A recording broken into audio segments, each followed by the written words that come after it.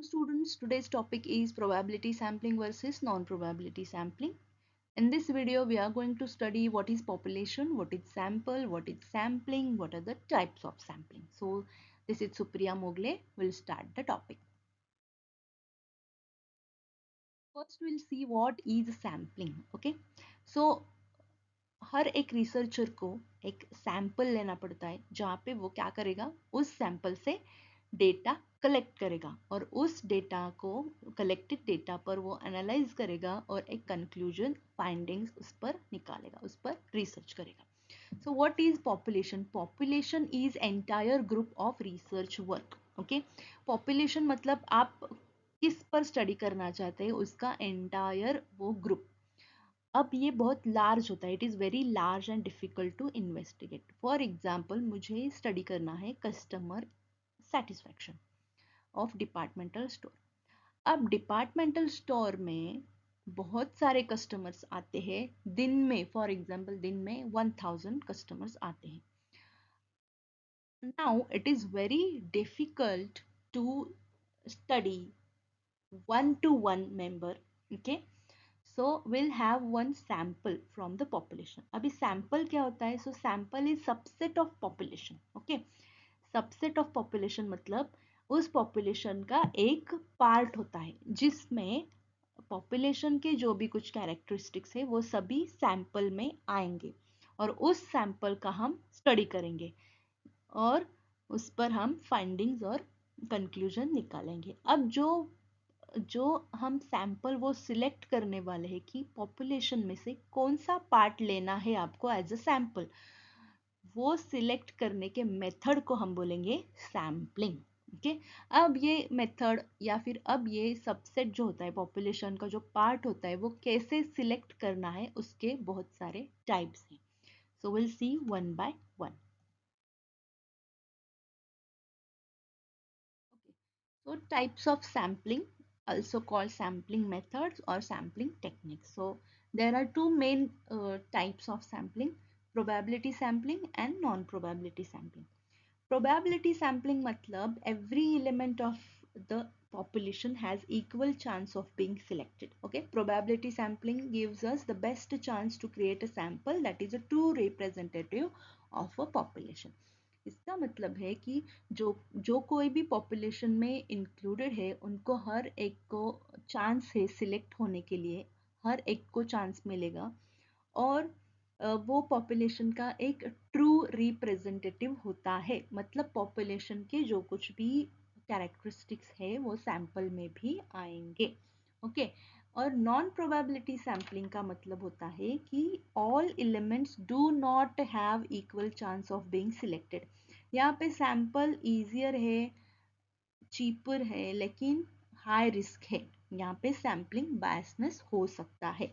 अब इसका क्या मतलब हुआ वो हम एक से हम टाइप्स देखेंगे. जो यहाँ पे प्रोबेबिलिटी में 4 टाइप्स है, नॉन प्रोबेबिलिटी में 4 टाइप्स है. So will see one by one. Types of probability sampling.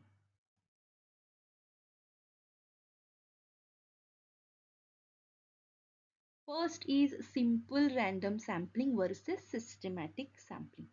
So simple random sampling मतलब क्या? So every individual is selected entirely by chance and each member of the population has equal chance of being selected. अब इसका क्या मतलब हुआ? For example, मुझे 30 people select करने हैं out of 1500 people. So अब 1500 के बीच में मुझे 1500 पीपल का स्टडी करना बहुत डिफिकल्ट है. It is very time consuming. So I will get a sample of 30 people. So here आप क्या कर सकते हैं, 1500 का जो पॉपुलेशन है, we can put numbers on all the items on a sheet of paper and you can conduct a lottery. Lottery method के जैसे आपको 1500 के जो चिट्स है वो डालने हैं और उसमें से 30 निकालने हैं. That is simple random sampling. Okay, then systematic sampling. Systematic sampling मतलब क्या? हम फर्स्ट इंडिविजुअल जो है वो रैंडमली सिलेक्ट करेंगे और उसके बाद के जो है उसमें से एक सिस्टमैटिक पैटर्न, मतलब एक एक इंटरवल, हम फिक्स्ड इंटरवल रखेंगे और उसके बाद का ही एलिमेंट हम लेंगे। दैट इज हियर आप एग्जाम्पल में देख सकते हैं कि सेकेंड पर्सन जो है वो मैंने रैंडमली सिलेक्ट किया है और उसके बाद एवरी थर्ड पर्सन, ओके, मतलब टू के बाद थर्ड कौन सा आता है, फिफ्थ, फिफ्थ के बाद थर्ड आता है एट। ऐसे करके हम मैंने ये चार पीपल या फिर चार पर्सन सिलेक्ट किए हैं। That is my sample. So in systematic sampling first individual is selected randomly and then others are selected using fixed intervals. So number two individual is selected randomly and every third person chosen as a sample. So this is systematic sampling. यहाँ पे एक pattern होता है, fixed interval के बाद ही हम select करेंगे। Second है stratified versus cluster sampling. Stratified मतलब क्या? So stratified means you divide the population into subgroups, मतलब stratas। strata मतलब subgroup। आप पूरे population को छोटे छोटे subgroups में divide करोगे, बट वो subgroup divide करते समय उसको एक category में रखना है। and then select sample from each subgroup। अब category मतलब gender, age, ऐसे कैटेगरी से, मतलब एक जेंडर के मेल को एक साइड में हम एक ग्रुप बनाएंगे, फीमेल का एक ग्रुप बनाएंगे, या फिर उनके एज के हिसाब से, मतलब 5 to 10 चिल्ड्रन एक तरफ, अडल्ट एक तरफ, सीनियर सिटीजन एक तरफ, ऐसे हम कैटेगरी वाइज उनका सब ग्रुप बनाएंगे और हर एक सब ग्रुप में से सैंपल सिलेक्ट करेंगे। So that is stratified random sampling. So, for example, finding out the favorite food of different age group. So, हर एक एज ग्रुप का फेवरेट फूड क्या है ये मुझे देखना है, तो मैं क्या करूँगी, एज ग्रुप से हिसाब से मैं अलग अलग सब ग्रुप्स बनाऊंगी। Then cluster sampling. Cluster sampling में भी यहाँ पे भी सब ग्रुप्स होते हैं, लेकिन ये किसी कैटेगरी वाइज नहीं सिलेक्ट करते, रैंडमली वो क्या करते हैं, ग्रुप्स बनाते हैं और एक होल ग्रुप आप एज अ सैंपल सिलेक्ट करते हो। Okay, so in cluster sampling we use subgroups of the population as a sampling unit rather than individuals, and the population is divided into subgroups and that is known cluster। okay, and the whole cluster is randomly selected। randomly कौन सा भी group हम देखेंगे और वो से sample as a sample लेंगे, that is cluster sampling। Then next is non-probability sampling types।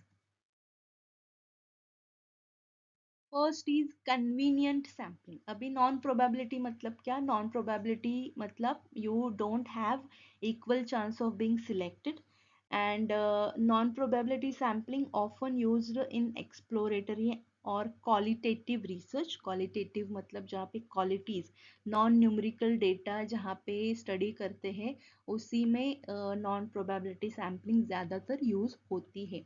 Now first is convenience sampling. It is very easy। convenience हमारे convenient के हिसाब से, मुझे जो convenient है उसके हिसाब से मैं sample select करूंगी। मतलब क्या, जो कोई भी available है वहां पे, या फिर जो कोई भी ready है आंसर देने के लिए, that is my sample। Okay, ये इतना सिंपल है। For example customer experience eight malls. मुझे मॉल्स में जो कस्टमर्स होते हैं उनको कैसा लगा शॉपिंग करके, उनका एक्सपीरियंस क्या था, वो स्टडी करना है। तो हर एक कोई अवेलेबल नहीं होता, हर एक के पास कोई टाइम नहीं होता, हर एक विलिंग नहीं होता, रेडी नहीं होता आंसर देने के लिए। सो जो कोई भी अवेलेबल है, जिसके पास टाइम है, जिसे आंसर्स देना है, those are my sample. Purposive sampling मतलब क्या? Researcher deliberately select a sample on the basis of purpose. मतलब रिसर्चर का पर्पस क्या है उसके हिसाब से वो वही रिस्पोंडेंट सिलेक्ट करेगा जिसके पास उसका उस स्टडी का एक्यूरेट इंफॉर्मेशन होगा, या फिर उस टॉपिक का जो कोई भी एक्सपर्ट है उसी को आप एज अ सैंपल सिलेक्ट करोगे। For example effect of drug on pregnancy. एक पर्टिकुलर मेडिसिन है, उसका प्रेग्नेंट वुमन पर क्या इफेक्ट होता है, अगर ऐसा आपको स्टडी करना है तो आपको आप इंजीनियर स्टूडेंट्स या फिर कोई भी बिजनेस वुमेन्स बिजनेसमैन, इनको आप एज अ सैंपल नहीं ले सकते। आपको मेडिसिन के हिसाब से मेडिसिन का कैसा इफेक्ट हुआ है प्रेग्नेंट वुमन के ऊपर, तो आपको प्रेग्नेंट वुमन को ही लेना है, या फिर pregnant woman and the doctors, so those will have the accurate information about this. So this is purposive sampling. Then next is quota sampling versus snowball sampling. Now, what is quota sampling? Quota sampling, it is a tailored sample. We choose items based on predetermined characteristics of the population. So data is collected from homogeneous group based on predetermined characteristics like male, female.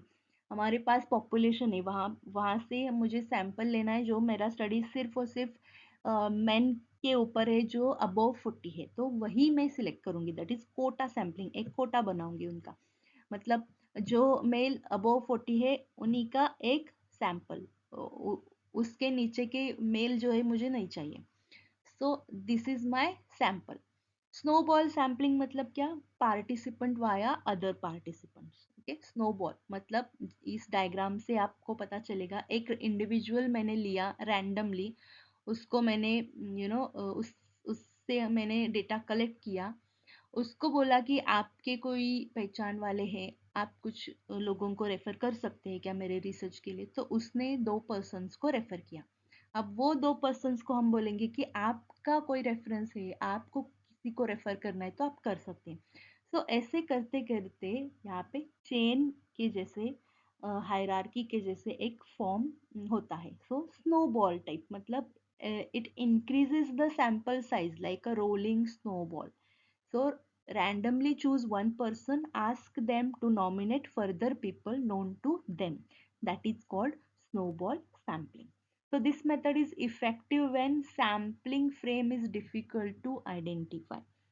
So these are the types of probability and non-probability sampling.